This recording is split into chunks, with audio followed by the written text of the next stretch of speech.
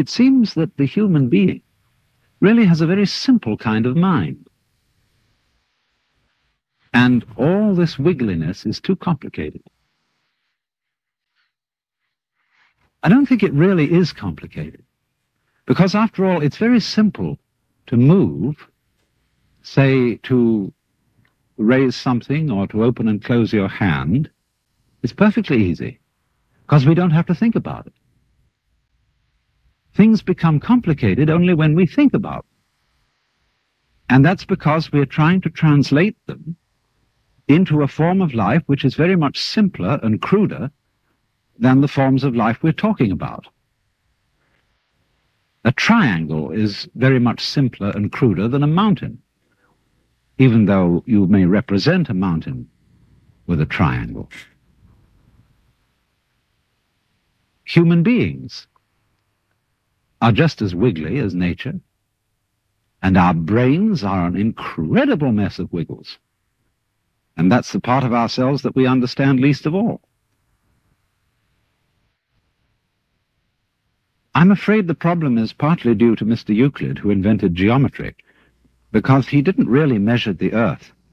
He measured and gave us ideas about the very simple forms in his own mind. And perhaps we should come to the conclusion that he really had a rather weak intellect. Because sometimes when I'm in the middle of all this, I feel as if I were in the middle of an amazing brain.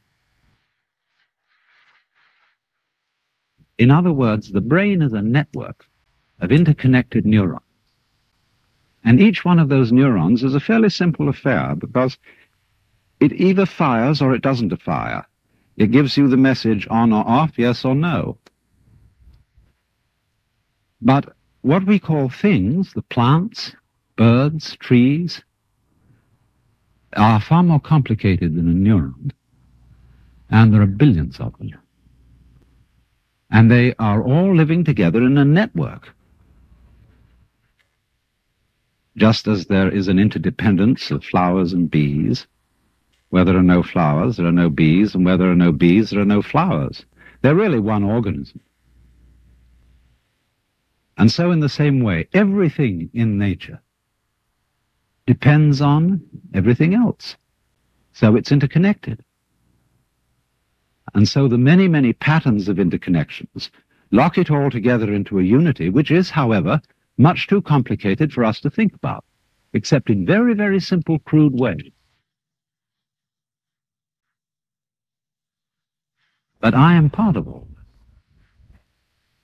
I am, as it were, one of the cells in this tremendous brain, which I can't understand, because the part cannot comprehend the whole.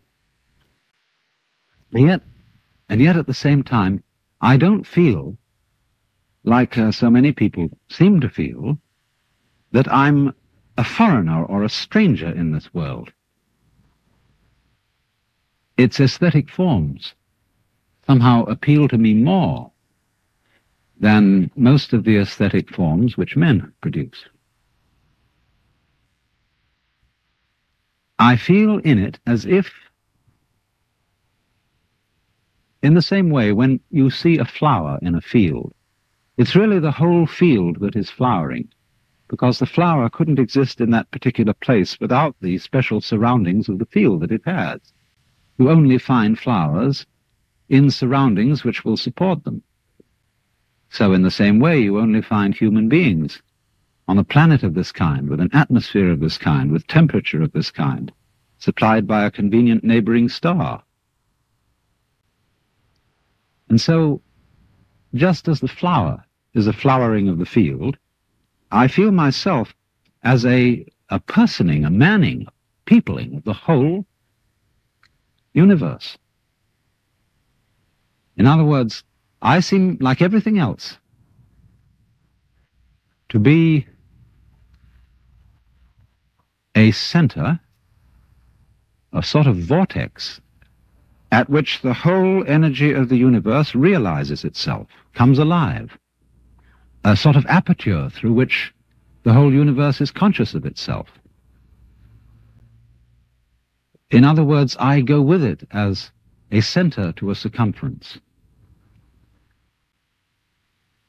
You know, the astrologers, in theory at least, may not have been so far wrong when, in trying to draw a picture of a human mind or soul, they drew a very crude map of the whole universe centered on the time and place of the birth of that particular person. It's not a bad idea, but I don't think the astrologers know how to read their maps because the maps are too crude.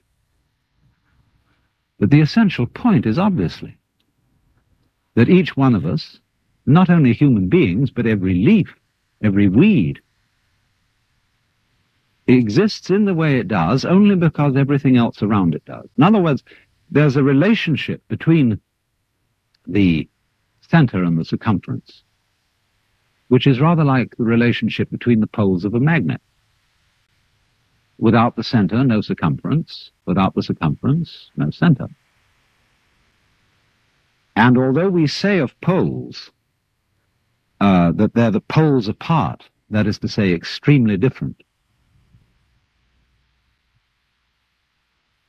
there's something between them, just as the north and south poles of a magnet are united by the magnet. So the individual and the universe are inseparable. But the curious thing is that while that's rather easy to see in theory, very few people are aware of it in an important, strong way, like one is aware of blue in blue sky or of the heat in fire. It's more of an idea than it is of a realization. And so it strikes me more and more that our failure to feel at home in this astonishing brain in which we live is the result of a basic initial mistake in our thinking about the world, and is in turn the cause of what is beginning to look like the failure of our technology,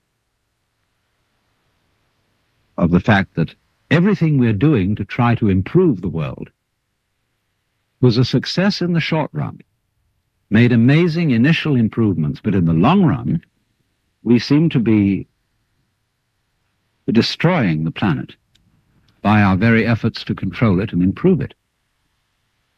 And it strikes me that that is because we are really too simple-minded to understand what we're doing when we interfere with the natural world strongly and on a vast scale. We don't really interfere with it because that would suggest that we were something different from it, something outside. But I think what we're doing is we are understanding it in terms of languages, numbers, in terms of a logic which is too simple for the job, too crude for the job. To begin with, we understand everything in terms of words or numbers, and they're stretched out in rows, in lines. And our eyes have to scan those lines in order to understand them. But when I scan this view, I don't do it line by line by line. I see the whole thing at once. I take it in with, as it were, a wide-angle lens. But when I try to understand the world through literature and through mathematics, I have to scan lines. You know, that's why it takes us so long to get educated in school, because our eyes have to scan and organize miles and miles of print. And that takes us 20 years or more to get through it. But life happens changes go on too rapidly for that. Because you see, in the world, everything is happening all together everywhere at once.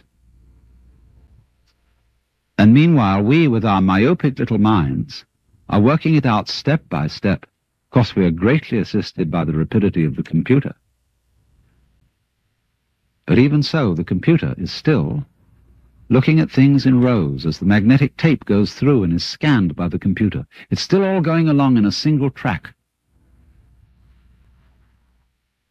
And I suppose then our difficulty is that we have lamentably one-track minds in an infinitely many-tracked universe. And we may have to come to the alarming conclusion that the universe is smarter than we are.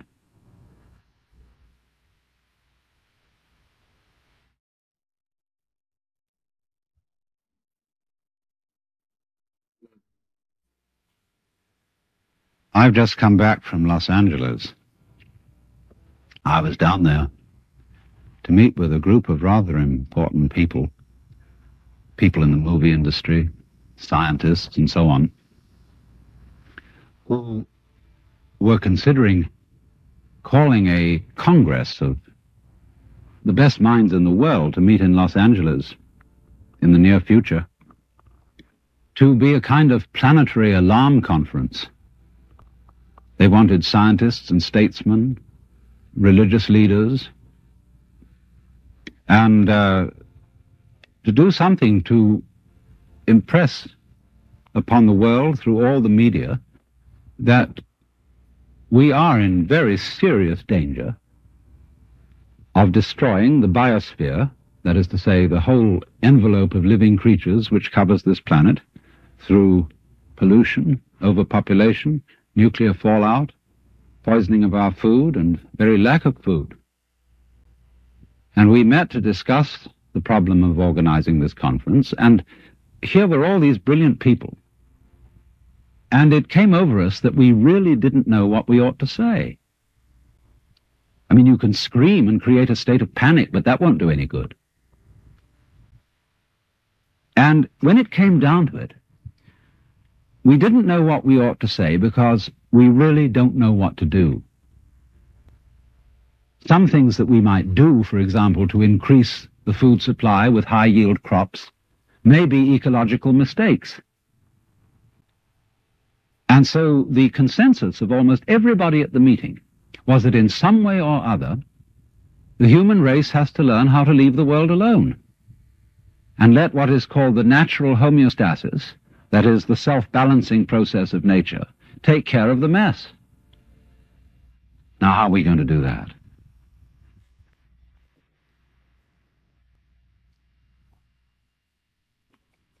This is Japanese ceremonial tea. It's good on a cold day. See, our problem is we don't really know how to stop. We've got something started, and we see it's going in a wrong direction. And I think the difficulty is, to borrow an old Chinese saying, that when the wrong man uses the right means work in the wrong way. In other words, there's something wrong with the way we think. And while that is there, everything we do will be a mess. Now, what is it that's wrong? Now, as far as I can see, the basic mistake is that we've invented this wonderful system of language and calculation, and that it is at once too simple to deal with the complexity of the world, and also we are liable to confuse that system of symbols with the world itself, just as we confuse, say, money with wealth. A lot of people are in business to make money instead of wealth. When they make the money, they don't know what to do with it.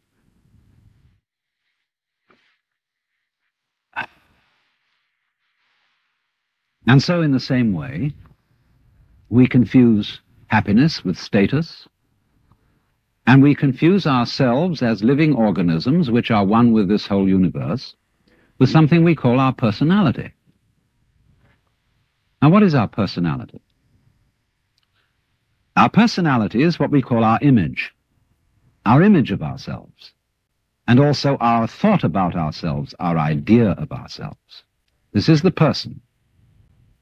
In other words, what people meet and understand, and what I understand as Alan Watts, is a big act which is not really me.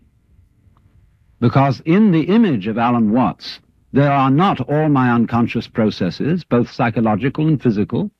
The construction of my brain is not contained in the concept Alan Watts, and the concept Alan Watts does not contain the inseparable relationships which I have with all the rest of the universe. And therefore that concept is a fraud. And when it's mistaken for the real me, there's a confusion. Because if somebody says to me, Alan Watts, do something about it, the concept Alan Watts can't do anything.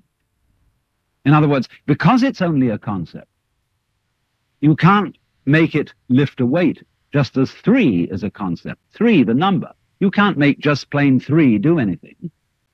So also you can't wrap up parcels with the equator. It's a useful imaginary line, but it can't do anything. But we all feel that this concept of ourselves, which we call our personality or our ego, can do something, because we think it really exists. And I'll tell you why we think it exists. What happens when you, if I were to say to you, now look hard at the television screen, really look at it. What do you do as distinct from just watching it in the ordinary way when you say, now I really got to see that? What do? Notice that you tighten muscles all around here, that you frown a little, you clench your teeth perhaps. Now what has that got to do with seeing anything clearly? It has absolutely nothing to do with it.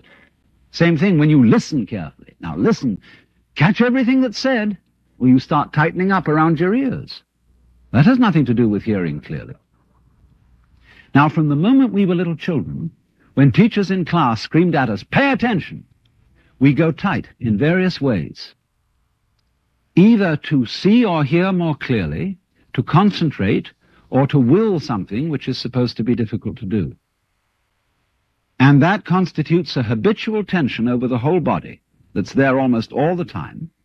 And that feeling of unnecessary tension is, as it were, the material sensation upon which we fasten this concept of I. We hang it on to that feeling. The concept is not us. The feeling of tension is completely phony. It has nothing to do with success in seeing, hearing, or acting. And so we get the marriage of an illusion with a falsehood, and that we call ourselves.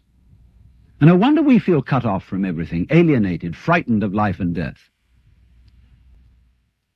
So what has to happen is we have to come back to a sane view of our own life, which is the way we really are, an organism functioning in terms of the whole environment, with the whole environment, instead of this funny little separate personality. But how are we going to do that? People say, oh, you can't change human nature overnight. You're asking us to give up the ego. And that's the most difficult of all things to do. Actually, it isn't, because the ego doesn't exist. But of course, if you try to give up your ego with your ego, then it'll take you to the end of time. Because this is the point. You can't transform yourself. You can't make yourself sane. You can't make yourself loving. You can't make yourself unselfish. And yet it's absolutely necessary that we be that way. It's absolutely necessary. If we are going to hand over the direction of nature to nature, which is what it comes to, it's absolutely necessary that we let go of ourselves, and it can't be done. Not by anything that we call doing it, acting, willing, or even just accepting things. You can't do it. Why? Because you don't really exist as that kind of a separate ego or personality. It's just an idea based on a phony feeling. So when it comes down to it, it's shocking news for us, for the human race, for our pride. You're only making a mess by trying to put things straight. You're trying to straighten out a wiggly world, and no wonder you're in trouble. So you can't do anything. So you can't transform yourself. And what can you do? What happens then if you actually realize you've come to a dead end? And the human race has come to a dead end, in my opinion. What then? Commit suicide? Or is there something else? What happens when you just wait? There's nothing you can do. You watch. And all you see is what goes on that is happening of itself. You're breathing, the wind is blowing, the trees are waving, your blood is circulating, your nerves are tingling. It's all going on of itself. But you know, that's you. That's the real you. The you that goes on of itself. It's not the symbol. It's not the person. It's you that's happening, as when you breathe.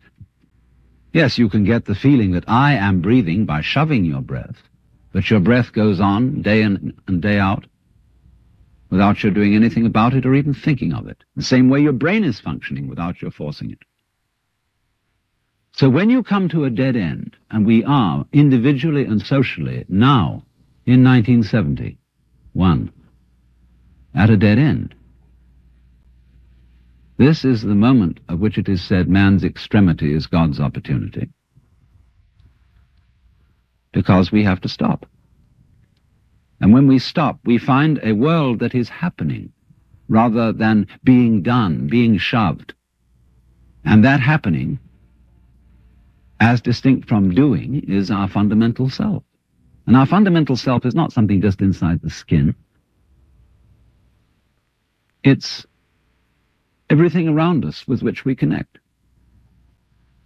When you look out of your eyes at nature happening out there, you're looking at you. I'm not going to say what we should do from then on, but simply that before we think of doing anything in this critical situation,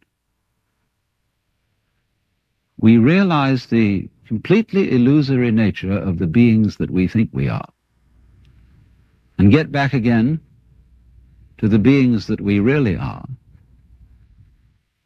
which includes all this